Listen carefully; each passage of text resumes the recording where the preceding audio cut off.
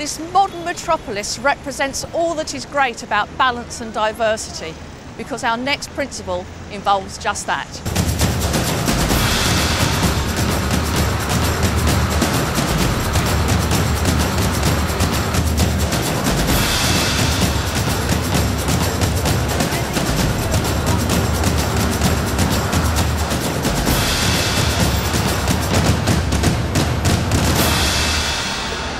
In order to be truly wealthy, we need to discover more than one thing. In order to protect ourselves and our wealth, we need to spread the risk. Ideally, this comes from investing in three main areas: businesses, land and property, and shares or equities.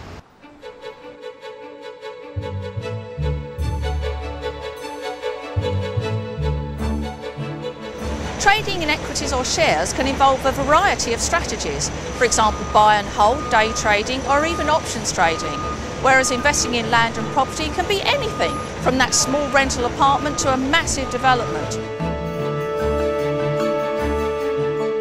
Some strategies generate small amounts of regular income and some generate larger amounts of capital, but all are great.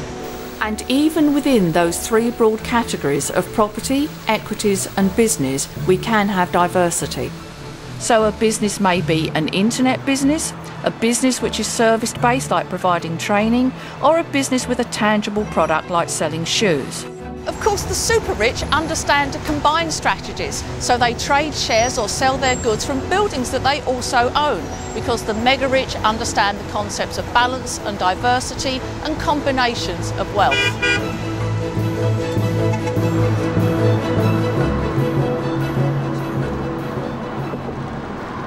I believe that just like when you're doing stocks, it's wise to diversify. I do believe it's wise to diversify, but not outside your level of understanding.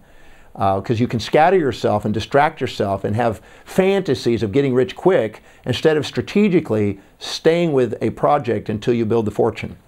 So I'm a firm believer in making sure that you look and be honest with yourself and be truly self-reflective on whether or not you can handle multiple or need to be focused on one. That's up to you. The advice that I would give anyone is not one rule sorts all. So, should you invest maybe in property? Absolutely. Could you invest in equities? Yes, you can. Could it be art? The answer is, I think it could be anything.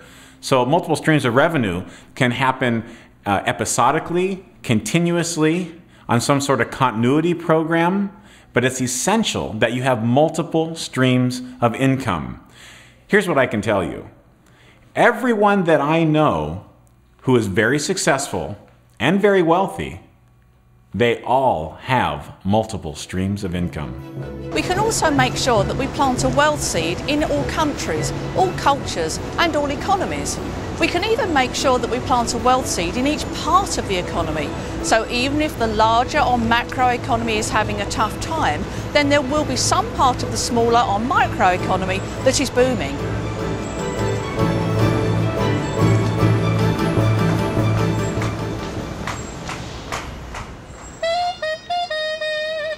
If times are tough at this macro level, then as individuals we treat ourselves by going to the cinema, having our hair done, or buying a small item like a CD or a pair of shoes.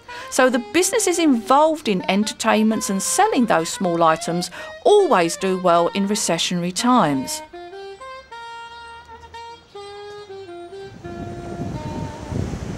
What I want to impress upon you is this. There is always a way to create riches if you plant enough wealth seeds in enough different areas. Truly wealthy people understand that to create secure wealth, they need to be invested in different spectrums and different marketplaces. They create diversity and balance, and so can you.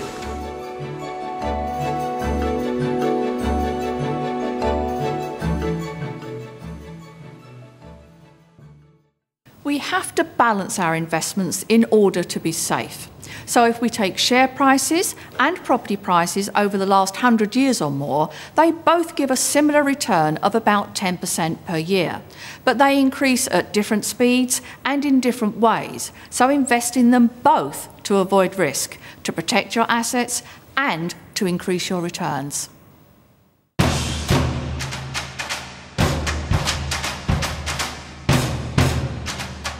So now we have covered the first 5 principles, we can start to look at the bigger picture, because principle number 6 is about long-term regularity and application of the principles over time. So it's about perseverance and keeping going.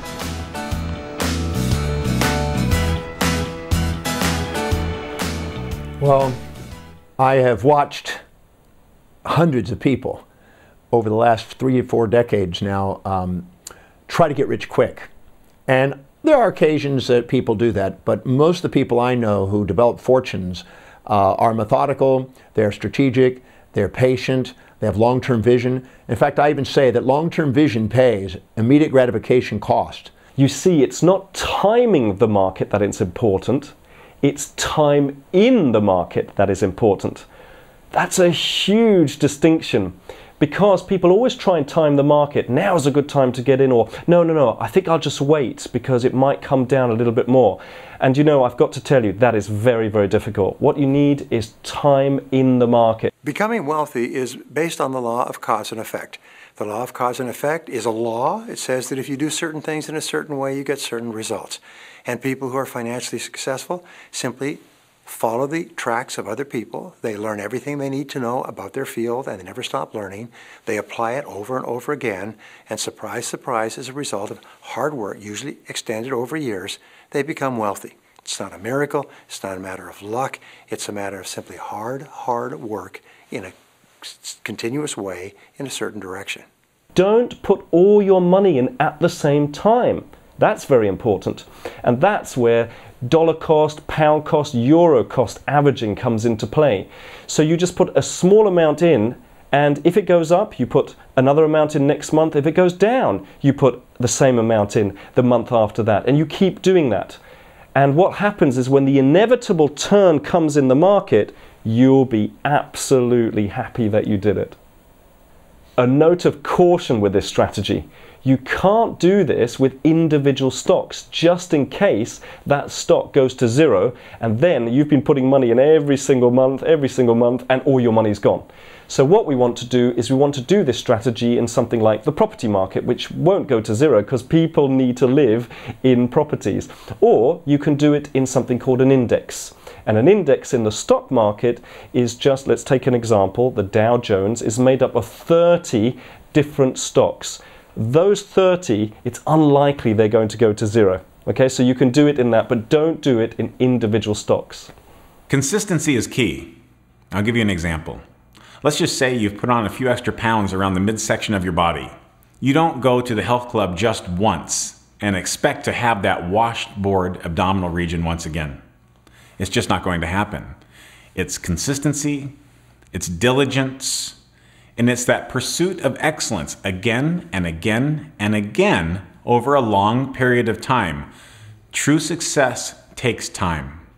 It takes a consistent approach, and it takes the right mindset at the beginning and throughout the process and as you go on. And guess what? When you think you arrived, you didn't. There's another level. And guess what? When you think you arrived again, you didn't. There's another level.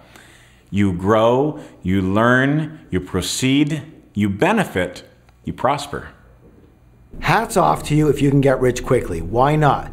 But the reality is, for most people, it's a growth situation. It's something that takes a while. We've all heard about these overnight successes, right? You know, Madonna even talks about it. She says, yes, I was an overnight success that actually took 10 years. So I'm a 10-year overnight success. And you know what? The reality is, most people who are rich did not get rich overnight. They built their businesses. They built their investments. They built it over time. And that is critical. I would say that the best and the easiest way to become wealthy is to go out and do it and to work hard, work long hours. I don't know an alternative way of doing it. The top tip for becoming wealthy is to set it as a goal, to write it down and to make a plan. And then learn everything you can possibly learn about your field, and then go to work. And be prepared to work hard for a long time. But especially as you begin working, be flexible. Be open to new ideas. Be willing to make new plans. Be willing to accept changes in the economic environment and bounce back and try something else. But above all, resolve that you'll never quit. No matter what happens, you'll just keep on going until you achieve your goals.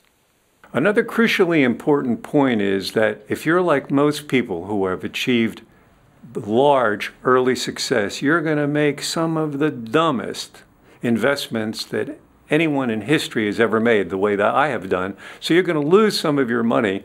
So it's going to be nice to be able to replenish it and keep making it by continuing being a successful entrepreneur. In other words, no one bats 1,000. Not I, not anyone, no, especially any wealthy person. So I think it's very important to just stay in the game. Oh, I've had more failures than I've had successes in my life. Failure is simply a part of the system. The system essentially says that if you're going beyond what you know, then you're going to discover what you don't know, and in the process of doing that, you're going to be caught short. So invariably, we fail. Invariably, we fail to achieve what we set out to do, only to discover that there's another way to do it.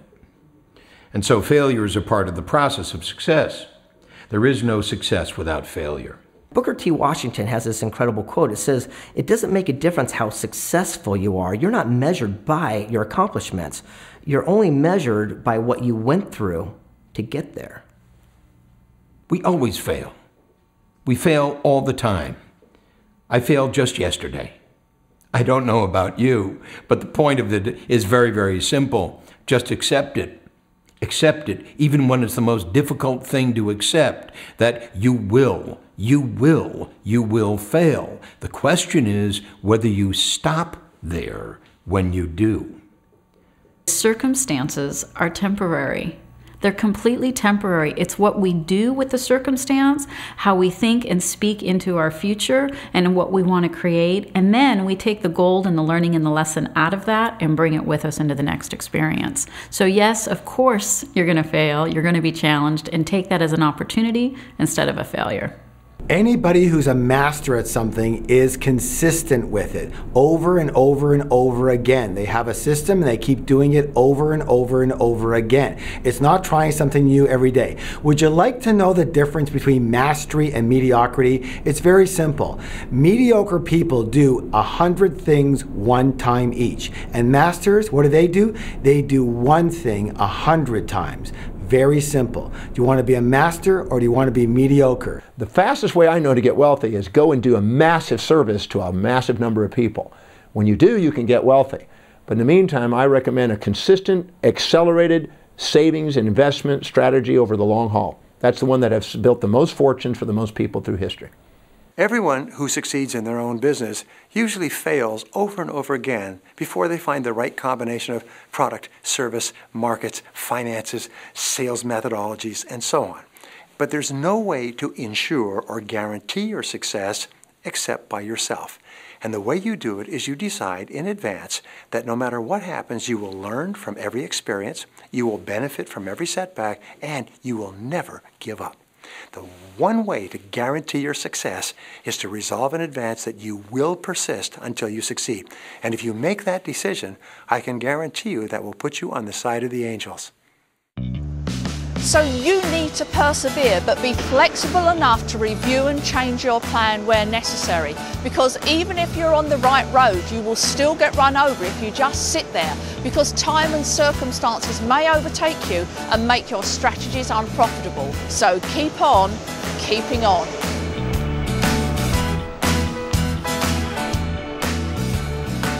You want to make money quickly? I don't know. Go and rob a bank. You may have heard the quote, "The more I practice, the luckier I get." Well, it's just as true for you and your money. The more you invest and the more regular your investment, the more you will make over the long term. So remember, pound, dollar or euro cost averaging actually works. Otherwise known as buying little and often, it works well especially in fluctuating markets, and it reduces the risk and the effort when investing.